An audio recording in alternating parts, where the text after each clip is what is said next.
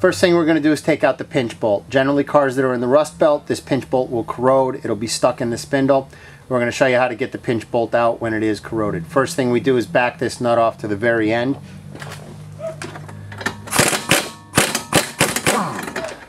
Once we get the nut off a little bit, thread it so it's even. Then we're going to use a hammer. We're going to whack this a few times and see if it moves.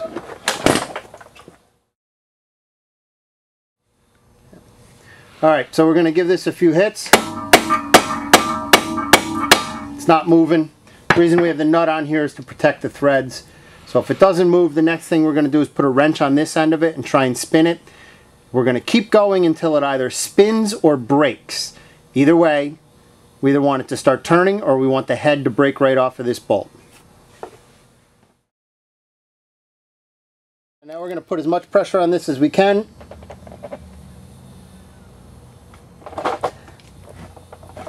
It's obviously not spinning, so we're going to keep going until we break the head off of this bolt. Got to use a lot of force to do this.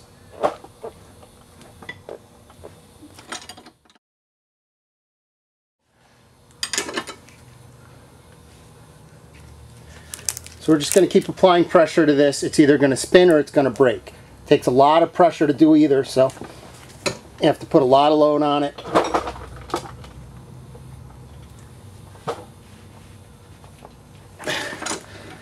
It's obviously not spinning, so we're going to keep going until it breaks off.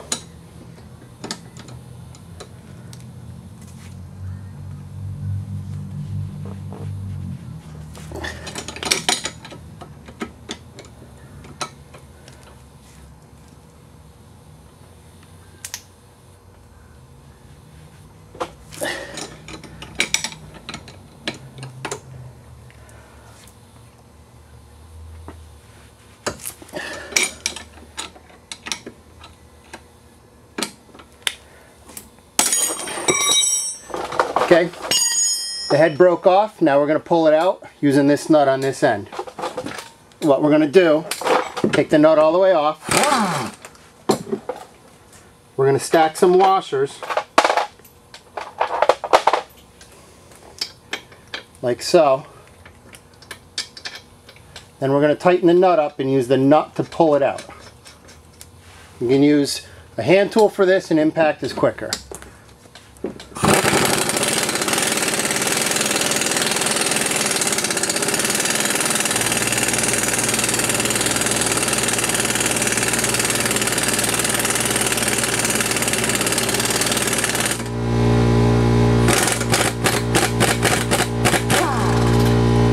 Go a little bit, then add some more washers and keep going like that till we're done.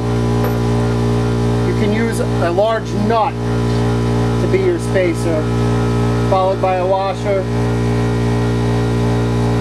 followed by the threaded nut.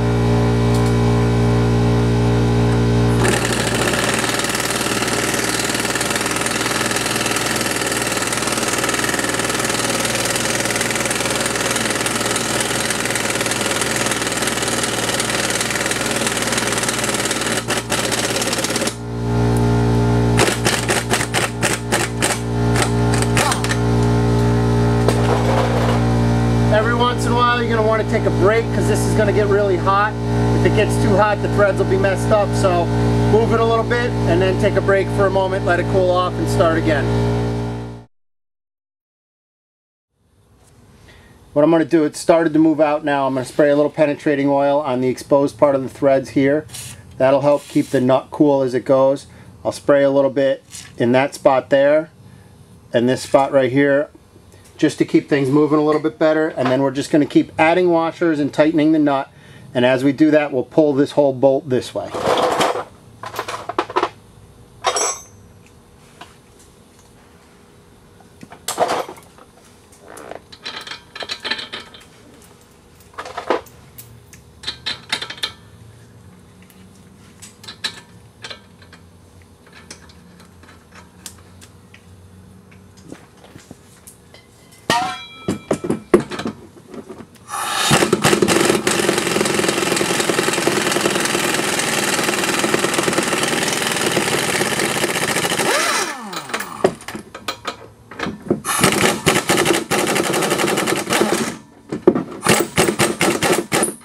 Okay, still taping?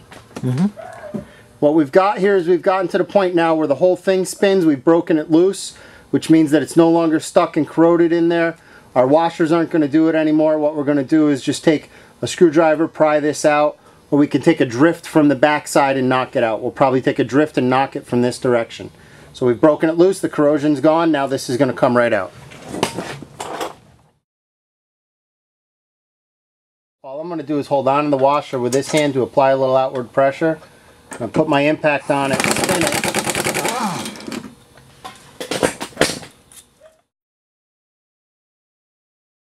So again, we break the head off of the bolt with a wrench, then we start stacking washers and spacers. As we tighten this bolt, it pulls this way, and eventually it gets to where it's free, and once it's free you can pull on it. That gets our upper control arms loose. We can hit them from the bottom with a hammer now, knock them right off.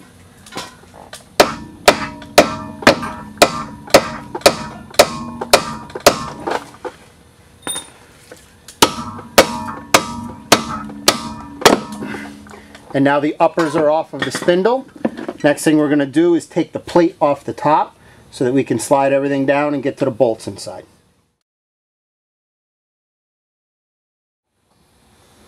One, two, three. Now that we've knocked both upper control arms out, we're going to take the 3 bolts that hold the top plate off. 1, 2, 3. This bottom one is a little tight to get to. You may need a wrench on it. The first 2 are pretty easy.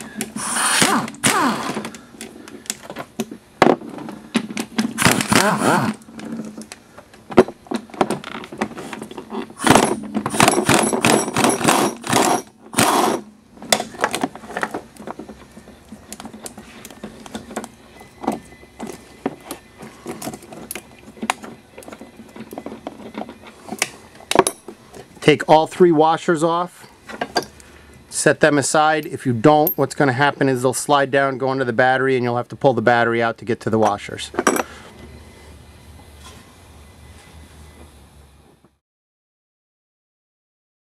What I'm going to do now is bring this plate down so that I can get the bolts here and here that hold the upper control arms onto the plate out.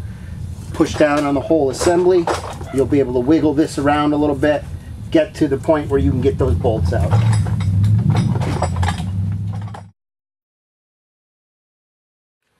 What we're going to do now is use a large pry bar on the lower control arm. We're going to pry down on the lower control arm. That'll bring the entire strut and this plate down. We're going to pull out once it's down. That'll give us enough room to take off the bolts here and here that hold the upper control arms to the upper strut plate. We'll be able to take those bolts out, replace the upper arms, and put everything back together. So push down, and while we're pushing down, we're going to pry out. That's all we need. We've just moved it out far enough where we can get to the bolts now. Front control arm. We're going to do these one at a time. First the front, then the rear. The reason for that is these are lined up at the end right now. When we put the new one in and tighten it down, we want to tighten it down so it's at the same angle. That'll keep the inside bushing from getting beat up. If we had this too low or too high when we tightened it down, the inside bushing would fail prematurely. So now we're just going to take this bolt out.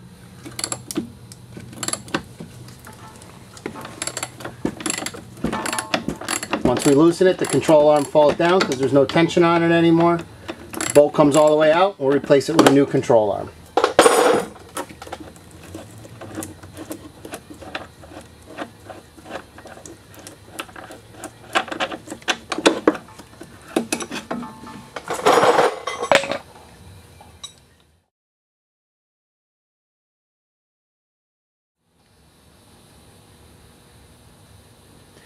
I'm going to put this upper control arm in, line it up. Might have to wiggle it around to get the bolt to go through. Once the bolt's through, you can start tightening it. Before you torque it down all the way, make sure it's level with this one, not down here, not up here. That'll make sure our inner bushing stays in good shape. You're going to just tighten them back up, and then you'll be all set on the front. We'll move to the back one.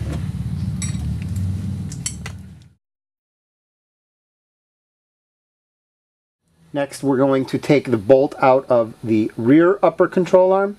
That's this bolt right back here. Put a wrench on this side, ratchet on that side, break it loose, spin it all the way out, and then we'll replace the rear upper control arm.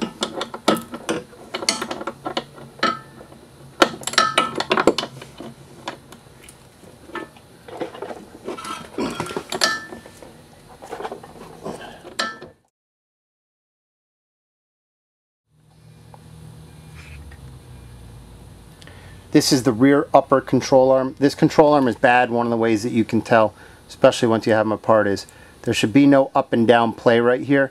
That's what makes the clunk noise. It's a ball and socket joint. The ball and the socket are both worn, so when you go over bumps, this bounces around. This should have very minimal play, shouldn't go any in or out, and definitely no fore and aft like this. This one is junk. This was the one that was probably causing our noise and our clunking on this car.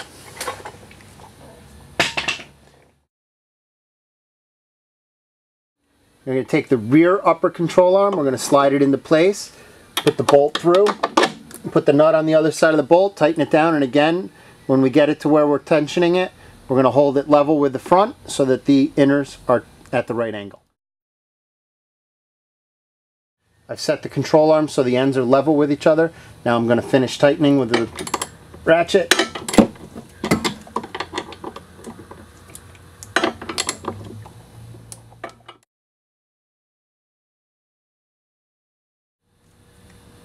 Now that both upper control arms are in and tightened down, we're going to pry on the lower front control arm again, lower the whole strut plate, push it back into place. As we get into place to line up the bolts, there's a small pin that comes down from the body and goes into the upper strut. You can see it as you push it backwards. It might take you a little bit to wiggle it back in place, but once it's in, it'll line up pretty well.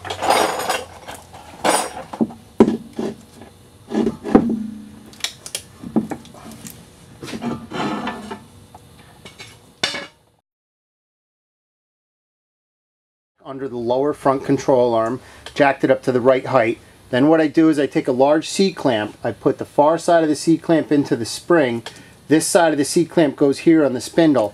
I use the C-clamp to pull the spindle up into place so I don't have to fight with it, and then once it's in place I can line up and install these control arms, put the pinch bolt back through. So we're going to wiggle it with a C-clamp, we get it in place. Now we got where we can push these through. Sometimes these are going to be tight, you're going to have to use a wrench to move this and then push it down in. You can use your fingers to wiggle it around too. Line it up, wiggle it. You may have to tap on it, you may have to wiggle the C-clamp a little bit, back out, try and get it lined up the best you can. Keep pushing down, it'll eventually go in, then you can put the pinch bolt in. What I'm doing now is taking a large hammer and just lightly tapping on the top of this control arm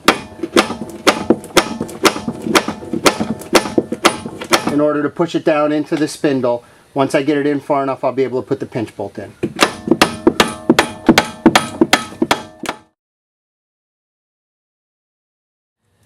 going to take the pinch bolt, I'm just going to put a little bit of anti-seize on it. I'll spin it as it goes in so the anti-seize gets moved around. It's going to go in from this side through. You get to a tight spot, you may have to tap it just a little bit to get it all the way through. Now that it's through, we'll put the nut on, crank the nut down, and now the dreaded pinch bolt has been replaced. And we can put the strut plate back on, and we're done with the uppers on this side. When we get to the other side, we're just going to do the same exact job. Left and right are exactly the same, just mirror images of each other.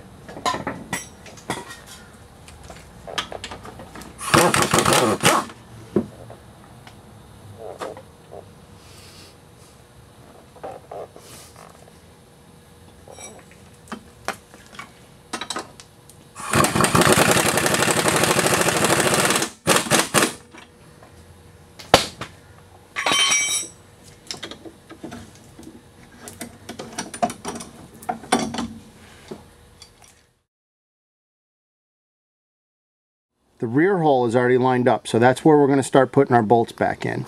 We're going to put the washer in, and again, be careful with the washer that it doesn't slide under the battery. Once it gets under there, it's going to disappear and it's a pain to find. Get the bolt started on the rear.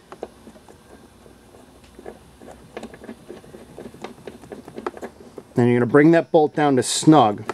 You're going to reach under the fender with your free hand, grab onto the spring, and wiggle it around until you get the other holes lined up. Once you've got this one snug so it doesn't pop up, if we look at this bolt hole, it's not lined up all the way right now, so we need to move it around a little bit till it's lined up. Do that by reaching our hand under, grabbing the spring, wiggling it around, try and pop it back into place. If it doesn't pop right away, we can use a screwdriver through the hole, pull on it, that'll get it lined up. Once it's free like that, it's not pinched, now we can put the bolt in, tighten it up, and it'll center itself.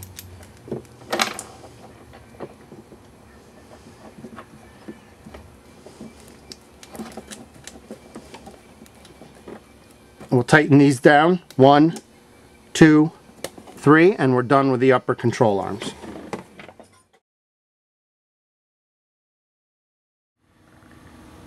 When we do the lower control arms, we're going to do both sides at the same time. The reason for that is we need to lower the subframe, this part right here, so that we can get this bolt out between here and the hoses in the body. Needs to come down just a little bit. On each side there's a plate. This plate has 2 bolts in the back, this 1 bolt here. We'll take the 2 bolts in the back off first, they're small. This one goes all the way up. We're going to let this one down slowly. I'm using an impact to do it, just so nothing drops down real fast. We don't have to take it all the way out. Usually, every car is different. But we'll loosen this a little bit. That'll allow the whole subframe to droop down. That will allow us to be able to get this bolt right here out without hitting these hoses or the frame right there.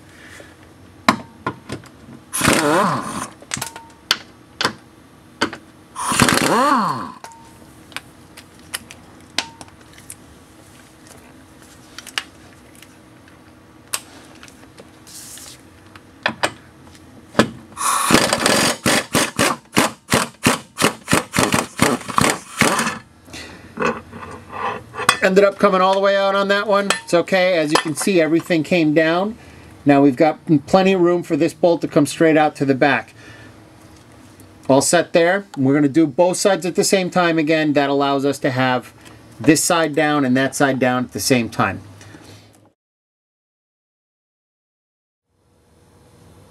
We're going to remove the front lower control arm first. It's going to be 4 basic steps in this. We're going to remove the nut from the ball joint. We're going to remove the nut and bolt from the strut here, and we're going to remove this nut and bolt here for the sway bar end link. Then we're going to move all the way to the inside. So we're going to start here, remove this nut first, then remove this nut right here.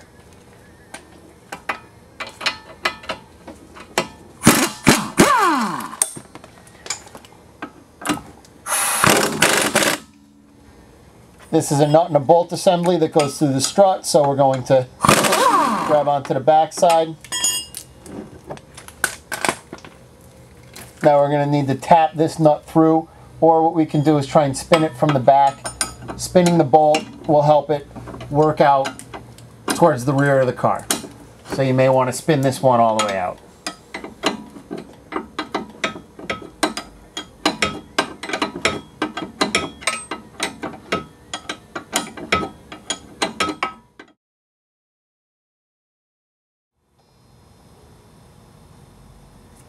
Now that we've removed this nut and this bolt, we're going to separate the ball joint from the lower control arm.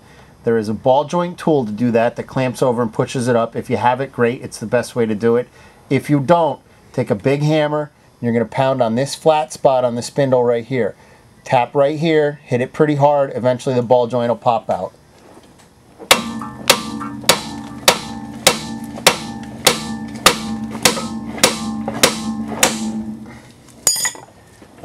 Now that the ball joint's popped out, we'll keep going up. We're going to take out the sway bar end link and then the bolt all the way on the inside. Now we're going to take off the sway bar end link. We can leave it attached to the control arm. Normally when you get a full kit, you're replacing this anyway, so we're only going to remove it from the sway bar itself.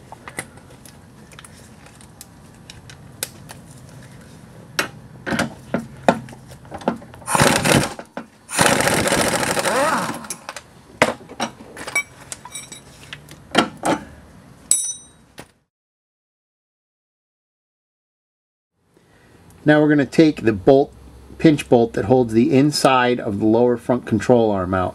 We're going to break it loose. There is a space in the sway bar bracket, so once this bolt is loose, we slide it forward into the sway bar bracket and then we drop it out.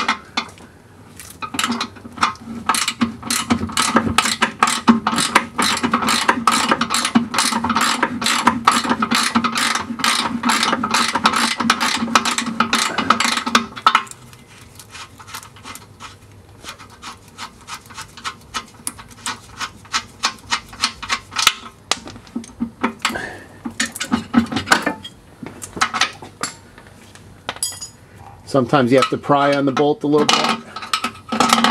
Just use a screwdriver to pry on it.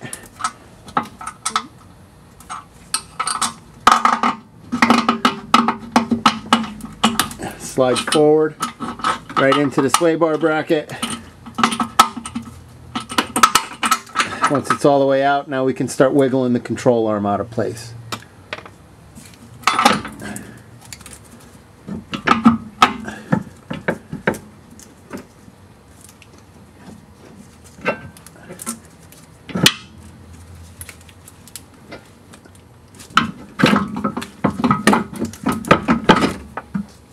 It's out, the lower front control arm is out. We'll replace it with a new one now.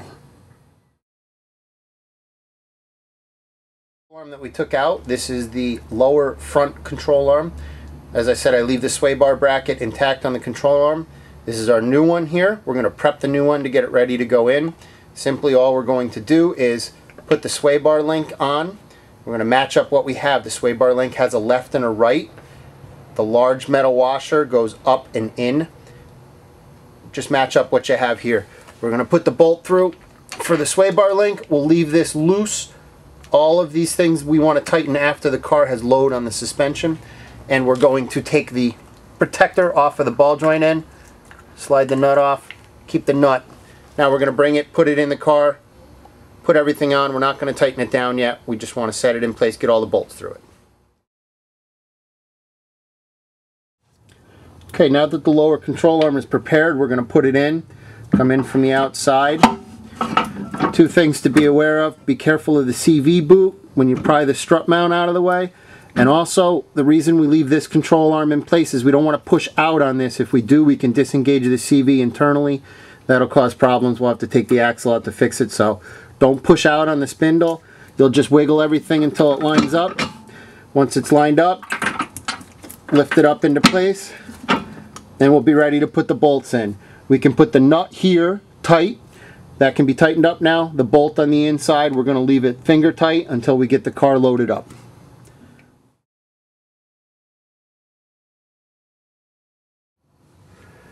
Control arm is tightened up on the outside.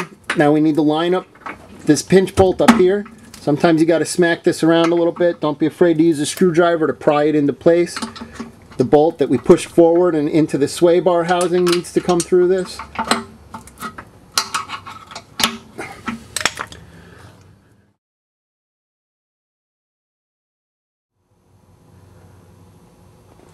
Once the outside of the control arm's in place, we're going to line this piece up. We might have to tap up on it a little bit. It may take some force to line this up. But you're basically just going to bring it up until you can get the bolt that we pushed through the sway bar mount back in place.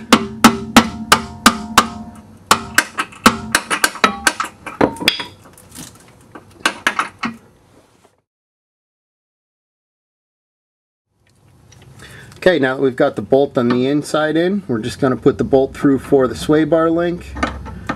Push the bolt in. We have to wiggle the sway bar to get it to line up. Start the nut. Again, we're not going to tighten this down all the way.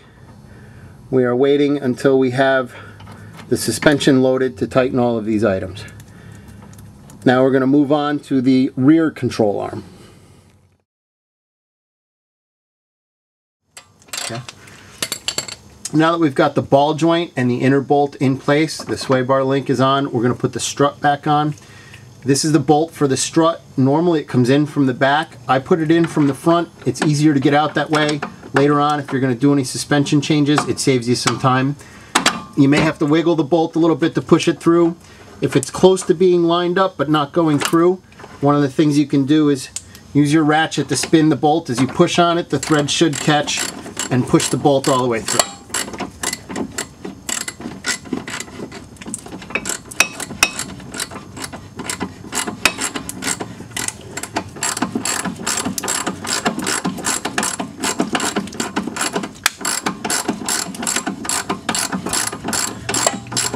Once the bolt's through, we're going to put the nut on it, and again, we're not going to tighten this yet.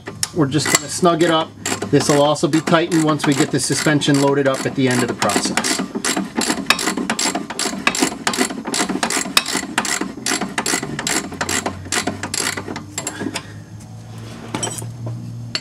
Now we're going to move on to removing the lower control arm.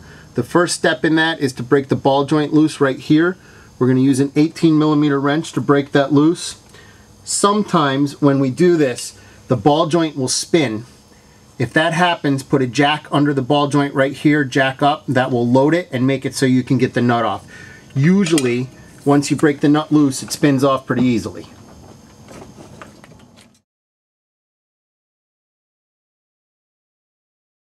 Now that we've got the nut off the ball joint, we're going to knock the ball joint loose. Again, if you have the factory tool, it's a good way to do it. If you don't have the factory tool, big hammer, flat part right here, swing away and it'll break it loose.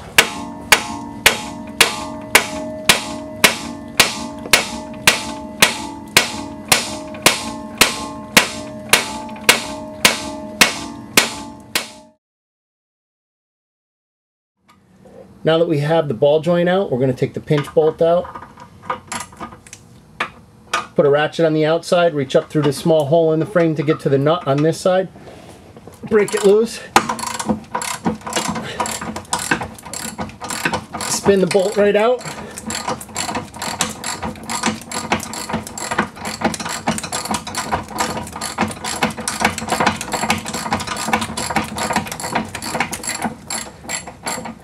Once the bolt is loose,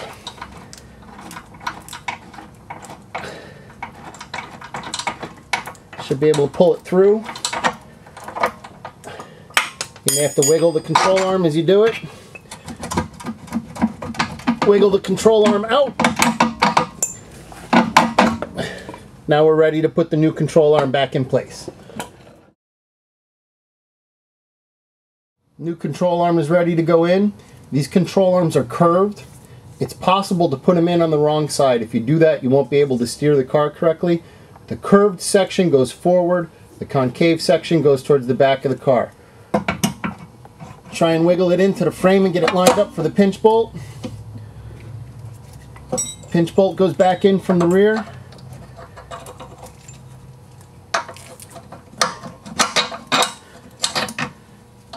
We're going to put the nut back on, and remember, we're not going to tighten this until we get the suspension loaded. So just get the nut on there. Once the nut's on, we're all set.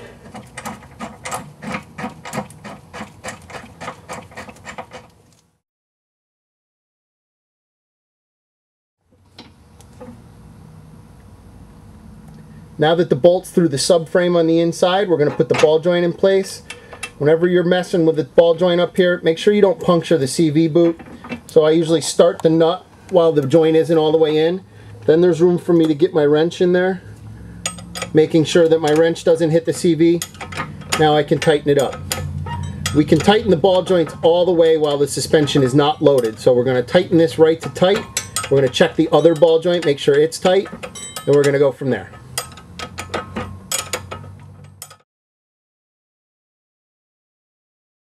What happens sometimes when we tighten this is that as I move the wrench, the entire ball joint is moving, so the nut isn't getting any tighter. What we're going to do is catch just the edge of the ball joint with a jack, and then lightly jack up on it. We don't need to take up a lot of load, just until the suspension starts to move.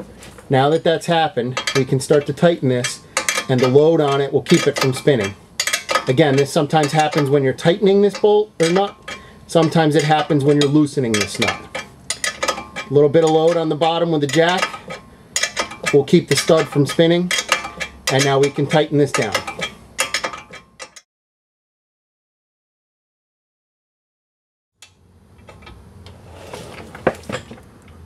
Now that the ball joint is tight on both the front and the rear control arm, we're going to go ahead and go to the other side of the car. We're going to do the lower control arms on the other side.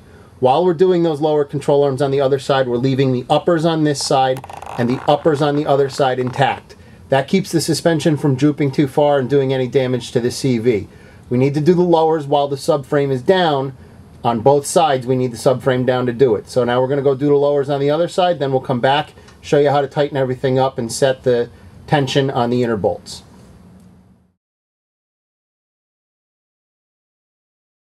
We did the same work on the other side with the lower control arms. Now what we're going to do is load the suspension so that we can tighten everything. We need to leave it all at full droop to be able to do both sides, but when we tighten it, we want the suspension loaded. It's better for the inner bushings to do it that way, and the sway bar links. What I do is put a jack under the front ball joint where it catches the spindle, and I'll jack up the suspension